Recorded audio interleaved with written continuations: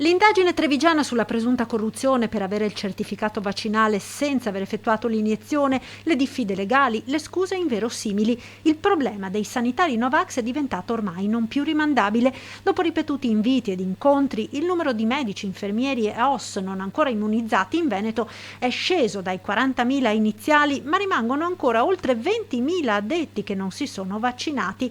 La legge prevede l'obbligo, e per chi non si mette in regola, la sospensione senza stipendio dal servizio. Il direttore generale della Sanità Veneta Luciano Flor, dopo aver incontrato i vertici delle ULSS e i rappresentanti degli ordini professionali di medici e infermieri, ha dato l'ultimatum: da agosto partiranno le sospensioni. E sulla questione dei medici non vaccinati è intervenuto anche il presidente della Regione Veneto. Sui medici ci sono 3 categorie, perché forse varrebbe la pena anche dire come stanno le cose. Chi ha studiato i vaccini e si vaccina, punto.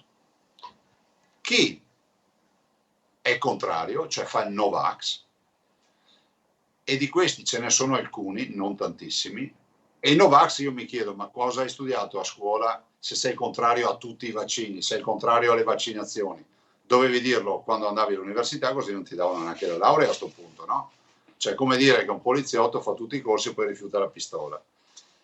Terza categoria della quale non si parla mai, non è vero che sono Novax quelli che non si vaccinano, ma sono quelli che si sono vaccinati in passato, fanno i vaccini, li fanno agli altri, si fanno i vaccini, ma davanti al vaccino del coronavirus hanno paura. Questa è la vera storia.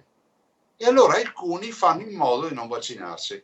Ma se tutti avessimo fatto così, oggi saremmo ancora con gli ospedali pieni, vorrei ricordare. Perché se oggi abbiamo comunque svuotato gli ospedali è perché comunque il vaccino sta dando i suoi effetti.